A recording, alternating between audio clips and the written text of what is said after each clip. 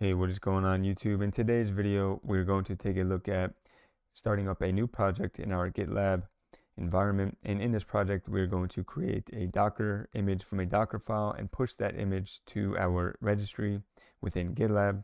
This will be used in a later project where we will use this Docker image to get pushed to our production environment, for example, that is hosting a web server. So this is just another pipeline that we are going to set up, an automated way of saving or modifying your Docker images within your GitLab environment, pushing it to a registry, and then later on we will push it to our AWS environment in another video. So with that being said, let's get started. So for the very first step, log into your GitLab, go into a new project, create blank project. In here, just go ahead and we did this in the previous video where we kind of went over the basics for our first pipeline. Here we'll go ahead and say Docker pipeline, and then we have our project URL. We could use as default, and the rest will be default, private or public, depending on what you were trying to do, and we will initialize it with a README file.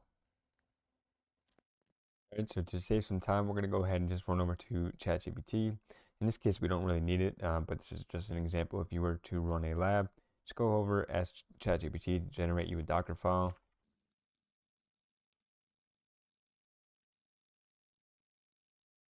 I simply asked GPT for a Docker file for a lab test, create a Docker file for a web application, a very simple web application using Apache image as the default.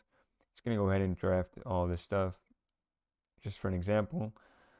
So in this case, it's even providing an index.html file. So we would have to create that, and then we would copy that into the Docker image itself. But in this case, really all we need just to build it, to get the example across, we're going to go ahead and just copy this first portion of it. Really don't need anything else for this lab. All right, so once you're back over here, go over to the top and you're going to go ahead and create a new file. And we're just going to simply paste it in there, and we're going to do Docker file. It needs to be this name. This will allow us to build or run the Docker command to build from the Docker file that we set here. And this is simply just building a Docker image from the base image of HTTPD 2.4, and we're just going to do a commit message. Not necessary for the lab, but it is good practice so you get an idea of what exactly you are doing. And then we're going to go back to our project directory, and we're going to do the same thing. We're going to create a new file, and in this file we're going to go ahead and create the pipeline. So we're going to name this the .gitlab-ci for a continuous integration, and it's a YAML file, and this is where we're going to build out our pipeline.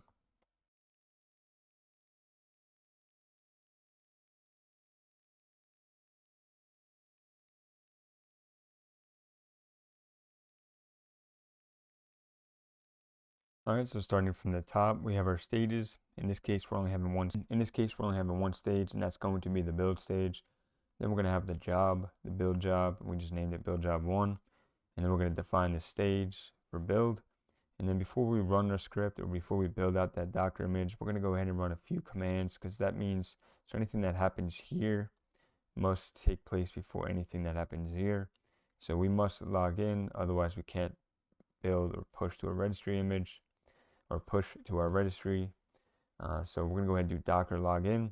These are going to be our predefined variables defined by GitLab's documentation. You could find that just doing a simple Google search. But I'm also, for an example, I went ahead and I echoed that out for you just so you could see what I mean by that. So once this is complete, you'll be able to see the registry user. This will be masked in the registry and what exactly is going on there in this command here.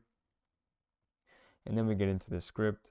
So once this completes, we go into the script, and we're going to go ahead and run docker build, specify, and then the directory which we're in. So the Docker file, which I'll explain in a second, this is running at the root of the directory. And then we're going to just do a echo saying that we're pushing the image to the registry. And then we're going to go ahead and run docker push, and that's going to be that. So we'll go ahead and do initial pipeline. And then as soon as we commit this pipeline is going to kick off, and it might pass, but we will get into the details in a minute. As you can see here, the pipeline is now starting. just to give you some context, so here's the Docker file, as I was saying. So that Docker build command is based off of this directory here. So if there was no Docker file, or if this Docker file was inside of another directory, you will want to specify that within that pipeline to get to that Docker file. So you might have to like cd into like web app directory or something like that. But that's it for that. The other thing that you want to pay mindful or pay attention to, so in my case, I'm using a custom runner. This would be a video for a different day. But if you go down to settings and you go into CI/CD, in here you will be able to go to runners, and you could define your runners. If you are just playing around in your lab, and especially if it's a new project or a new environment, you will have access to the shared runners. You have about 400 minutes a month, I believe. In my case, I went through those pretty quickly, just testing out different things. So we went ahead and we set up a custom one in our AWS environment, which is something that we will talk about in another video. But that's already set up. So then now once we go back to our build tab and we go to jobs, we should see if it passed or failed. And as you can see here, it looks like it pushed. So if we can scroll to the top, in my case, the custom runner that I'm running is going to be using a shell. So it's going to go ahead and log into our AWS instance, and it's going to pretty much have the same exact commands as if I would SSHing into this terminal or into this session, and it's going to have access to the exact permissions that I would have as well. So you have to keep that in mind as you are building out this pipeline if you're running the executor shell, which can be found here. And that's all defined when you build out the runner, which, like I said, I will cover in a different video. Then we're going to go ahead and scroll down here, and we're going to look at our first command here, and it says docker login. And this is what I talked about before. It's going to give you a warning. There's a way around this. Obviously, it's giving you exactly what you need to do, as it is saying that defining the password is insecure. Go ahead and run this, which is something that we will do again in the future. And then I just went ahead and I echoed this out for you so you could see exactly what's going on. So here's the user, here's the masked password, and here's the registry. So this is the URL that it's going to push to, or this is what it's going to log into. And then we're running the docker build command. And here, like I said, so it's that Docker file within this directory that we are currently in. And then we're going to go ahead and push that Docker image. And as you can see here, the push, here's our registry, and then it's got the, so as you can see here, registry image. Registry image, again, is another predefined variable set by GitLab. So it'll be registry.gitlab.com followed by, it'll also have the project name, and then we'll have the, the project name, or the group, and then the project name. So last thing, if we go over here to the left now, just to verify that this worked. So if we go down to deploy, and we go into container registry, we should see our new container here.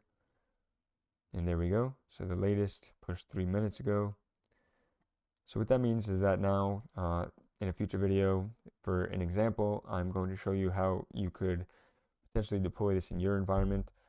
So let's say we went to our initial, and we had a whole pipeline set up, and we're going to go ahead and update our web application, and maybe we have some automation in place to either update this image or update the, the HTML files, whatever the case may be. And as soon as that gets built, this pipeline will be pushed, and it will go ahead and it'll log in. It'll do everything we just did. It'll go ahead and build that new Docker image, and it'll push it to the registry. And then we could maybe have another stage here. So if we went back in here just for, just a quick example, just go ahead and edit single file. Maybe the next one we'll do like test, and then we'll run out another one, and we could do test job 1. And then we can in here just do a bunch of tests, right? Maybe we have some linting we need to do, or we need to make sure certain services are running, or whatever the case may be. And then we could go a step further, and then we're going to say maybe deploy, right? Now at this stage, we'll do the same thing. Or we make a deploy stage, we change this to deploy, and we go ahead and we deploy these images to our AWS instance that is already running. So maybe we tear down the image that's already in the cloud, and then we pull up this new one. That's just a simple way to do it. Obviously, once it gets more in depth, you're going to start using Kubernetes and other programs like that, or other solutions like that. But these are just simple examples that I'm giving you guys to go ahead and learn these technologies. But that's going to close out today's video. So I hope you were able to take something away.